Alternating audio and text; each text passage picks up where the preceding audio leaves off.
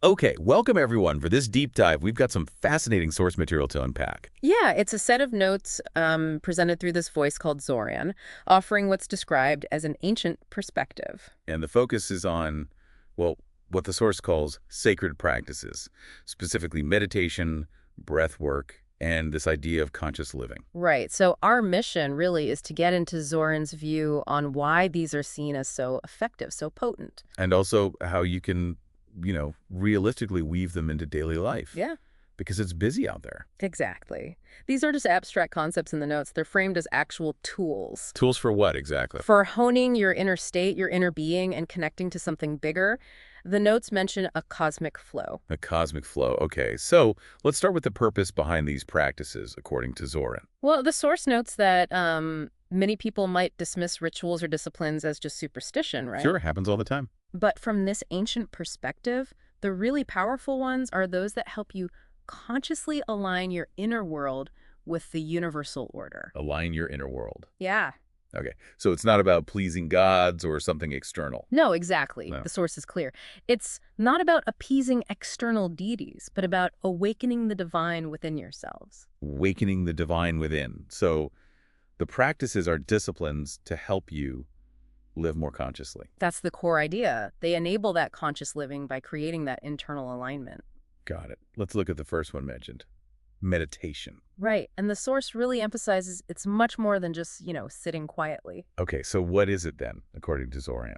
It's defined as the act of quieting the incessant chatter of the mind, that constant internal monologue. So stepping back from all the thoughts and emotions that just scream through. Yes, learning to observe the deeper currents of consciousness. It's like looking beneath the surface waves. That's a great image.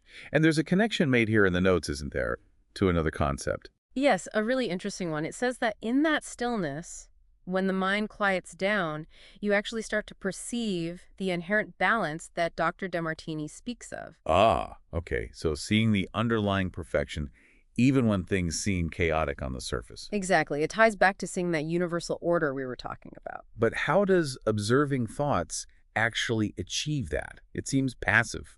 Well, the idea is that by witnessing thoughts and emotions without judgment, you start dissolving their power. Dissolving their power. How? Because you're not fighting them or getting caught up in them, you just see them arise and pass. They lose their grip on you. So it's less about thought control and more about changing your relationship to your thoughts. Precisely. Mm. And the source suggests this is a direct path to accessing intuitive wisdom. Intuitive wisdom. Yeah, a kind of knowing that exists beyond the noise of the logical mind. It comes from that quieter, deeper place. Okay, that makes sense. Moving from the mind to something more physical.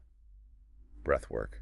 Yes, and the source really highlights the breath, calls it the very rhythm of life. Yeah. It's fundamental, obviously.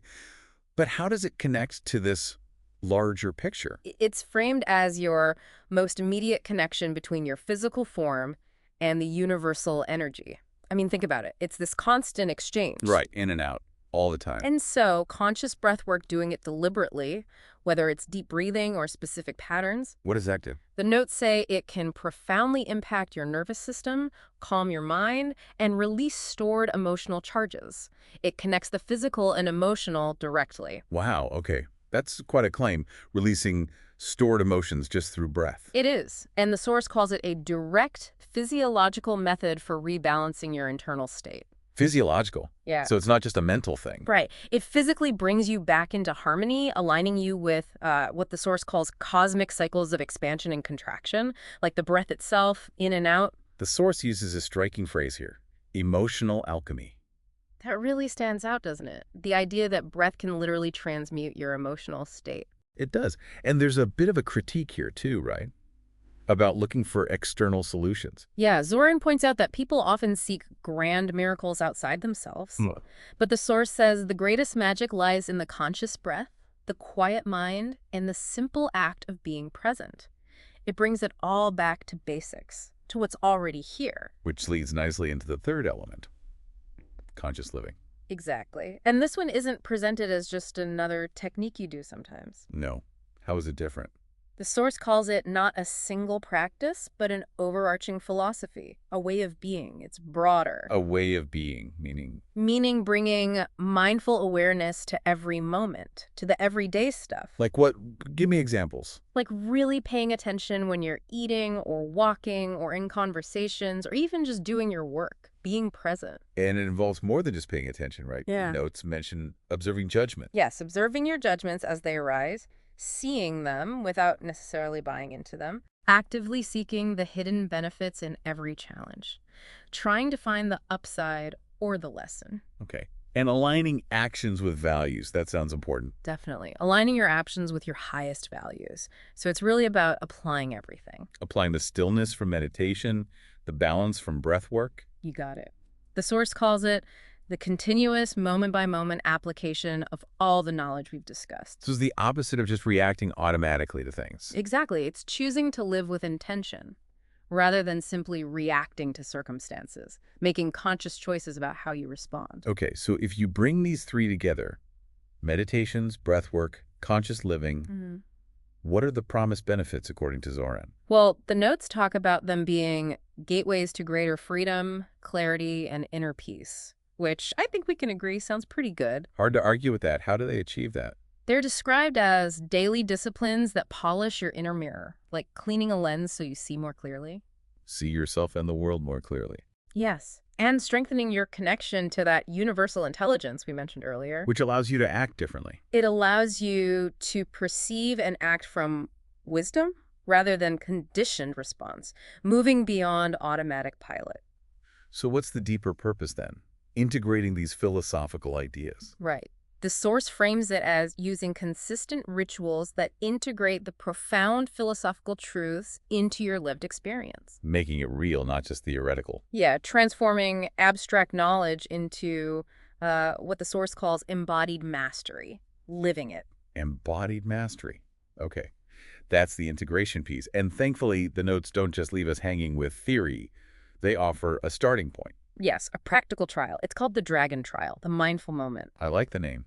Sounds intriguing. What does it involve? It's actually very simple. Choose one of 3 practices, just one, Okay. and commit to doing it for at least 5-10 minutes each day for the next 3 days. That's it. 5 to 10 minutes for 3 days. Very manageable. What are the options? Option 1 is mindful breathing. How did that work, according to the notes? Find a quiet spot. Close your eyes, or just soften your gaze, and simply focus your attention on the physical feeling of your breath. Inhale, exhale, feel it. And what happens when your mind wanders? Because it will. Oh, definitely. Yeah. The source uses this image of the mind being like a mischievous imp. When you notice it's wandered off, just gently and importantly, without judging yourself, bring your attention back to the breath again and again. Got it. No judgment, just return. Option 2. Conscious eating. Choose one meal or even just a snack over the next 3 days. Before you start, pause. Really look at the food, the colors, textures, smell it, engage your senses. Okay. Then, as you eat, pay full attention to each bite. The taste, the feeling of chewing, swallowing. Just be fully present with the act of eating. And again, notice thoughts or judgments about the food, but just let them pass. Exactly. Without engaging them, just observe. Experience the nourishment. Makes sense. It slows things down. What's the third option? Walking meditation. How do you meditate while walking? While you're walking could be anywhere, outside or inside, bring your full attention to the physical sensations. Feeling your feet, making contact with the ground, the movement in your legs, your arms swinging. Okay. Notice the sights and sounds around you too, but the instruction is without labeling or judging, just take in the sensory data. And if the mind drifts? Same principle. Gently guide it back to the sensation of walking. So 3 simple options.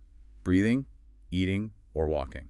Pick one, 5-10 minutes, 3 days. That's the trial. And there's one more small component. Oh, yeah. Journaling. After each practice session, just briefly note in your journal any shifts in your awareness, your emotional state, or your perception of the moment. Just a quick reflection to notice any effects. Exactly. The whole point of the trial, according to the source, is that this consistent engagement with sacred practices will deepen your presence and enhance your ability to live consciously. It's a concrete first step, moving from hearing about it to actually trying it. A tangible way to experience this perspective firsthand. So we've really unpacked Zoran's perspective here. Meditation, breath work, conscious living. Not just ancient ideas, but potential tools for internal alignment, for wisdom, for intentional living. And you've got that simple 3-day trial as a way to begin exploring this for yourself. Direct experience. It really highlights how these simple practices, things we do every day like breathing or eating or walking, can hold profound potential. Potential for inner change, for presence. Absolutely. It's not about complicated rituals necessarily. And that brings us to a final thought to leave you with, something from the source material. It poses a really interesting question, building on everything we've discussed. Yeah. How might consistently weaving even one small practice, just one of these mindful moments, into your daily life? How might that not only transform you internally, But also subtly yet powerfully begin to shift the world around you just by you radiating a more conscious presence? something to really think about as you consider maybe trying that mindful moment trial?